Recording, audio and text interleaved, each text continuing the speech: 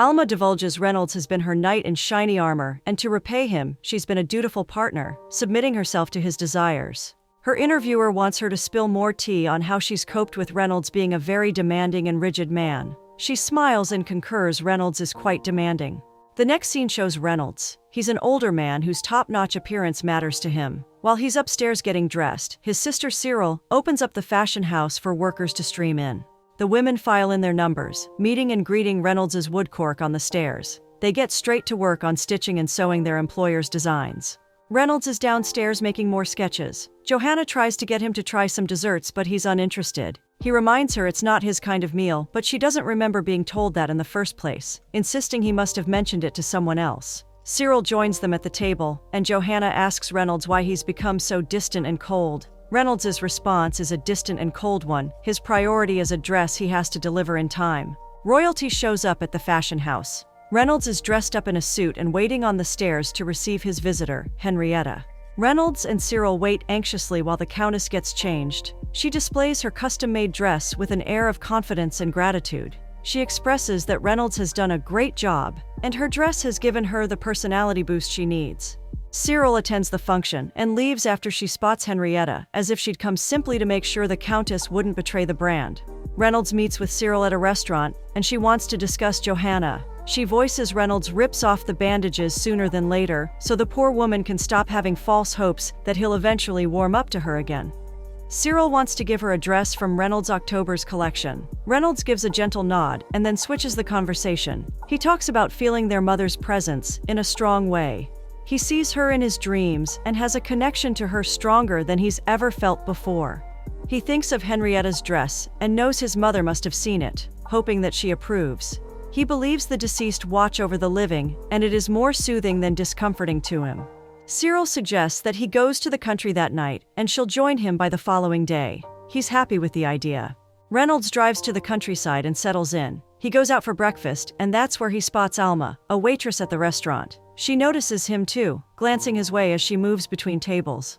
She's the one to take his order. He makes it detailed and precise, and when she's done jotting, he asks to see what she's written. He takes a look and then decides he'll keep the note on the account that she'll remember his order without it. She comes back with his meal and waits in anticipation for his next move. He asks her out for dinner, and she accepts. She takes out a note from her apron and hands it to him. The message on it reads that her name is Alma. Reynolds picks Alma up for their date. On the ride there, they laugh breezily, like they've known each other for long. At the restaurant, Reynolds watches Alma eat, wanting her take on the food. She's enjoying it, the sauce especially. Reynolds takes a napkin, dabs it in a glass of water, then reaches out to her lips with the aim of cleaning her lipstick. He thinks makeup is a mask, and he wants to talk with her without that mask. Reynolds asks Alma if she takes after her mother's eyes. Alma's mother had green eyes, but she supposes she does have a striking resemblance to her. She has a photo of her, but she doesn't carry it around, so Reynolds can't ascertain. Reynolds wants her to change that. Alma asks about his mother, and he lets on that his mother is embedded in his art. He explains further to an inquisitive Alma that his designs are built to carry and hide things like secrets and messages. It's a habit that started when he was much younger. He's carrying a lock of his mother's hair on him at the moment, hidden within the linen of his blazer. The motive is to have her close at all times because she's a memorable woman, and the reason he can call himself a designer. Reynolds takes Alma home with him and shows her a picture of his mother in her wedding dress that he made for her when he was just 16. She was getting married to his stepfather as his biological father passed on many years prior. Reynolds recalls they had an awful nanny who wouldn't help him with the sewing and stitching, so he worked alone. It was Cyril that helped him complete the work. He muses that there are a lot of superstitions surrounding wedding dresses. Most maidens are afraid they'll bring misfortune upon themselves if they touch it or wear it. Alma asks where the dress is now, but Reynolds has no idea. Alma is curious to know if his sister proved the superstitions wrong, but she didn't. Reynolds is done with his story and wants Alma to come sit with him by the fire. He's still entranced by her presence, willing to just stare at her, but she's not shy and can match his energy. She professes he's quite attractive and she can envision women like flies around him. She wonders why he's still a bachelor, and he says it's because he's not eligible.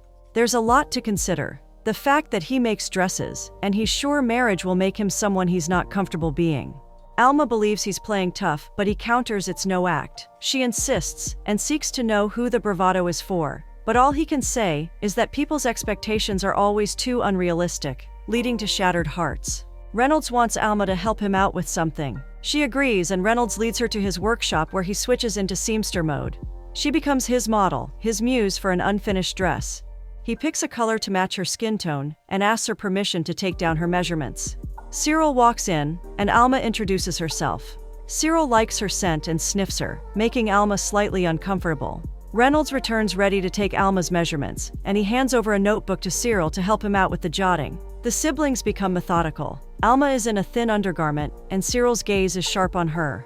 Reynolds can see the outline of her body, but is solely focused on running his tape and calling out the numbers to Cyril, who jots them down. At some point, Alma is uncomfortable, probably feeling like a lab rat. Reynolds notices she's slouching and wants the confidence she had before. He comments she's flat-chested, then clarifies it's not an insult, just a fact he can work with. When it's over, he hands her a fabric to cover up with, and Alma seems a little less awkward. When Reynolds leaves, Cyril divulges that Alma is definitely Reynolds' type, although she doesn't specify if it's as a model or otherwise. Alma's monologue reveals she's always been self-conscious about her looks. Everyone is imperfect, but she's always been extra aware of her own imperfections. Yet Reynolds and her get closer. He tells her during a walk that he's drawn to her like a missing piece he's been unconsciously searching for. They're holding both hands in each other's gaze when Alma replies he's found that missing piece. She goes on to warn him to be careful with her. Reynolds starts flaunting Alma in his designs, and she in return becomes like any of his other clients, a better person wearing his brand. This dinner date seems like a romantic setting for just them. Reynolds even gushes about how beautiful Alma is looking in her dress. Any interjections are cut short when a waiter joins an extra table to theirs, and Cyril is suddenly a third wheel. Reynolds and Alma go back to his place, and he shows her her room. They have a project to attend to the following morning, and Reynolds offers to come wake her. They bid themselves goodnight, and he retires to his room just next door. Alma recalls to the interviewer how she and Reynolds began a routine that might have been strenuous for someone else, but not for her. She relishes the fact that no one can stand as long as she can for a fitting. Alma once had an opinion about a dress. She didn't like the dress she was modeling, criticizing the fabric. Cyril pitches in that clients love the fabric and it works for the dress. And Reynolds backs up his sister. His designs always work just because. Alma continues to challenge that, but Reynolds doesn't care for a rebellion. He sternly warns her to quit it. It's a double date. Reynolds, Alma, Cyril, and a man named Nigel. Two women approach their table, and one of them is a big fan of Reynolds's work. She expresses her wish to one day wear his dress, while her friend adds she's being modest. Her true wish is to be buried in his dress. When the women leave, Nigel and Reynolds chatter about possibly stealing the dress to resell, because it would be a waste on a deceased customer. Alma is in the mood to steal Reynolds' full attention, and successfully does so. They drive back home, and she spends the night in his room. This scene shows Alma has replaced Johanna, seated in her place on the dining table. She goes about her breakfast, and Reynolds nags her for being noisy about it. She defends herself, but he insists she could be quieter. In the end, he decides he needs his solitude and leaves the table. It's a shocker for Alma, but Cyril is used to it. She suggests to Alma that she could take her breakfast after he's done at the table. Better yet, she can have breakfast in her room. Alma argues Reynolds just needs to chill, but Cyril takes her brother's side. He's had a routine that's worked, and she can do better by fitting in, not disrupting it. It doesn't matter what she thinks. It is what it is. Alma remains Reynolds' muse. He's even moved to use a rare fabric he's been saving to sew a dress to her fitting. They attend photo shoot sessions, and Reynolds is eager to work on the next project almost immediately. Alma seeks his attention, wanting to mix business with pleasure, but he's not receptive. Only Cyril can get through to him. Reynolds has shaped Alma into a proper model for his in-house fashion presentation. She walks through the room in a red number, showcasing Reynolds' dress to the selected audience of fashion critics, clients, and potential buyers. Reynolds works behind the scenes, making adjustments and barking orders. Reynolds and Alma are about to go for a drive when she notices him shut down. Alma tells the interviewer she understood his episodes. They lasted only a few days, but it was only inevitable with how much he worked. In those times that he was on bed rest, she offered her support, caring for him like a child that never grew up. When he's well, it's back to work. Right back to his demanding and nagging self. Alma remains combative with his attitude. She goes out to pick mushrooms, remembering the instructions on how to tell the edible ones from the poisonous ones. Back at the house, she joins the cook to prepare Reynolds' meal. He would prefer the mushrooms cooked in butter, not fat. The butter has to be the right amount because he detests too much butter. Alma still fits in well into Reynolds' life. She sleeps in his room, stitching while he reads. She's also learned to be quieter at the dining table. Cyril informs her brother about a client's wedding invitation he should accept. Reynolds puts up an attitude, but Cyril won't acknowledge it. All she needs is for him to attend the wedding because the client sponsors the house they live in. The client, Barbara Rose, is, well, a peculiar character. She shows up for the fitting, but Reynolds' magic isn't working on her this time. She doesn't feel beautiful in her dress. She insists he comes for her wedding, even after Reynolds explains there's no reason for him to be there. An interview is held in the fashion house. Journalists throw questions at the soon-to-be wedded couple. Barbara is wearing the dress she wasn't feeling beautiful in. At a dinner function later that day, Barbara fondles with the neckline of the dress, as if adjusting it so she can stop suffocating. Reynolds and Alma are at a table a stone's throw away. They witness Barbara faint, and then the staff and her son help carry her away from the scene. Alma is upset and believes Barbara hasn't carried herself well in Reynolds' work. She encourages him to realize this too. Reynolds is moved to confront Tippy, Barbara's worker. He wants his dress back, livid when he learns Barbara was put to bed while still in the dress. Tippy refuses to take off the dress, so Reynolds sends Alma to do it. She successfully takes it off and declares Barbara will need to behave better if she wants to keep being associated with the Reynolds brand. Reynolds pulls Alma in for a kiss while on their walk of triumph. He tells her thank you, and she replies that she loves him. Reynolds seems in better spirits after that day, not so cranky. He greets Alma with a kiss on the cheek and settles in for breakfast. Royalty visits the fashion house. The client is looking for a wedding dress for her big day.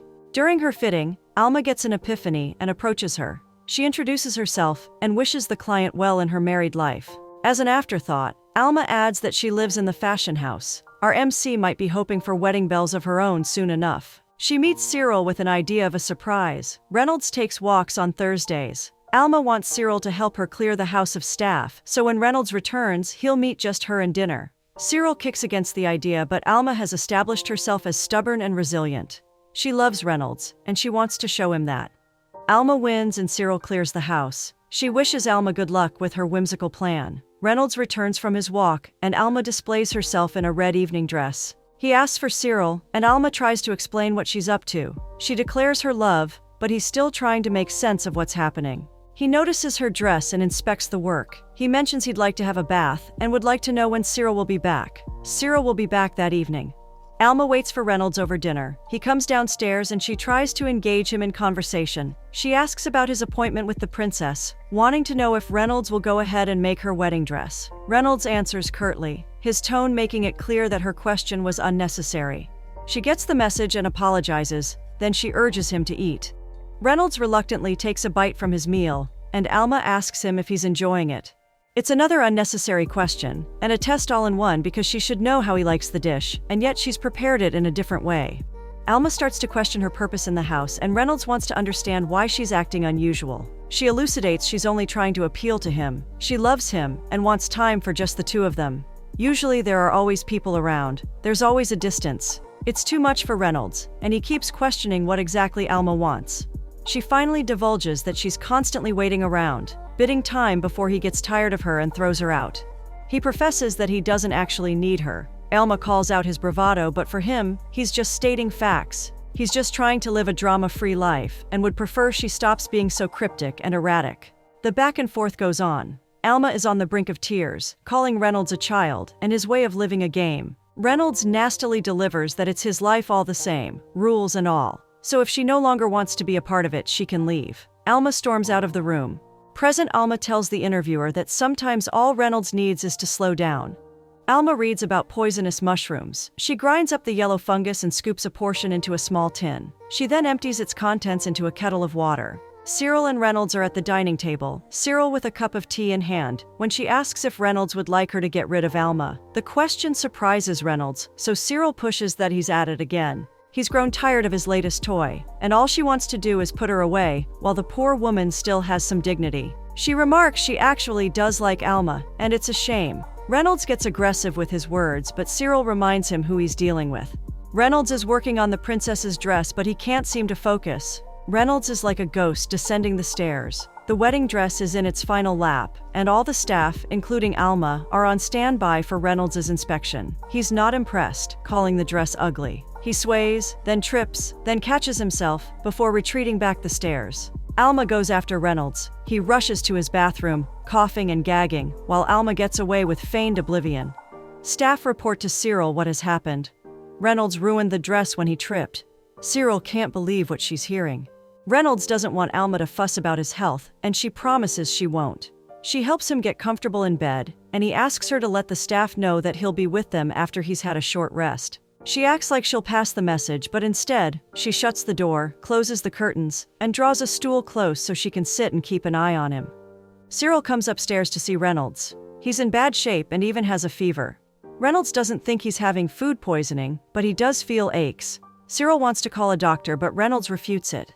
If they really love him, they'll just give him some silence while he rests. He requests that Cyril take over the dress after she refuses to let him resume work after his short rest. Cyril starts to leave and beckons on Alma to follow, so Reynolds can be left alone to rest. Alma lets Cyril leave, then she shuts and bolts the door before returning to Reynolds' side. It's for the best because he complains about feeling nauseous almost immediately, meaning he'll need Alma to assist with a bucket. There's a lot of work to be done if the dress is going to be ready for the client the next day. All hands need to be on deck. Meanwhile, Alma is happily Reynolds' personal caregiver. He's still not better, and he's scared that it might get worse. Cyril gets a telephone call, then she comes upstairs to Reynolds' room. Alma thinks it's just to check up on Reynolds, who's currently fast asleep. Cyril called a doctor and he's waiting downstairs. Alma argues Cyril has gone too far because all Reynolds needed was bed rest. However, the doctor is here, and Cyril will make sure that Reynolds is properly examined. Defeated, Alma leaves the room like Cyril wants. Alma is introduced to Dr. Hardy. According to Alma, Reynolds hasn't had anything to eat yet, but she was planning on making him soup. Cyril leads the doctor upstairs and makes Reynolds aware of his presence. Hardy is the godson of a Lady Baltimore, whom the siblings both know. Reynolds doesn't want to be examined, and it doesn't matter what he's told. Alma seconds his notion, and Cyril apologizes to the doctor before leading him out. Dr. Hardy asks the ladies to ring him should Reynolds' fever rise. He'll be back in the morning to check on the patient. When Hardy is gone, Cyril orders Alma to follow her. The workers are still working on the dress, and Cyril states the dress will need to be ready in time to be shipped to Belgium. This means the workers will need to work overnight. Alma offers her assistance and finds one of Reynolds' hidden messages tucked in the hem. It reads, "Never cursed." Reynolds is hallucinating, seeing his mother in her wedding dress by the door. He wonders if she's really there with him and expresses how much he just wants to talk to her and hear her respond. He misses her. The ghost is still present when Alma walks in. She checks up on him and notes that his fever has gone down. She then leaves the room. Reynolds wakes up better and walks into the salon, where the dress has been put on display. Alma is asleep on the sofa and he wakes her up with feather kisses to her feet. He tells her he loves her, and he's had an epiphany of his own. Now he knows that he needs her and can't do without her. He's ready to embrace change and break a curse. He's ready to marry Alma. He has to pop the question several times to Alma, but she finally breaks out of her daze and answers that she will indeed marry him. They have a court wedding as soon as possible. A honeymoon comes after, breakfast on a balcony, then mountain hiking. Although Alma is the hiker, Reynolds stays on the bleachers. Husband and wife attend a function, and Alma spots Dr. Hardy. She calls his attention, and Reynolds finds a way to make the conversation between him and the doctor rather condescending. During dinner, Reynolds sits with Lady Baltimore while Hardy sits with Alma. Lady Baltimore points out that Alma and Hardy are visibly enjoying each other's company. At their end, Hardy invites Alma to a club ball. He insists that she either comes alone or comes with her husband, as far as she comes. Lady Baltimore remains a proper devil on Reynolds' shoulder, pointing out someone else has his wife's full attention. Alma and Reynolds play a game, and Reynolds nags her for not playing it well. She storms off when she's had enough, and Lady Baltimore takes her seat with more bitter gossip and name-calling. It's New Year's Eve, and Alma wants to go dancing. Reynolds isn't interested no matter how much Alma insists that they go. Seeing he won't budge, she storms upstairs. She returns dressed and goes out. Reynolds keeps expecting her to walk back in, but she doesn't. After contemplating, he finds the show and finds his wife among the cheerful crowd celebrating the new year. She's oblivious to his presence. The crowd gets wild, and Reynolds steps in to find Alma. He finds her sulking in a corner, and they have a wordless glare before he drags her away. A client has her dress fitting, and Reynolds excuses himself. He finds Cyril and questions her about Henrietta, his client. Seems Henrietta hasn't been loyal to the brand. Cyril explains no customer owes him loyalty. It's business, and it's their money to spend wherever they find more evolutionary. There's more Reynolds needs to get off his chest. Bringing Alma into the house was a huge mistake that's affecting his work and concentration. He wants Cyril's help getting rid of her.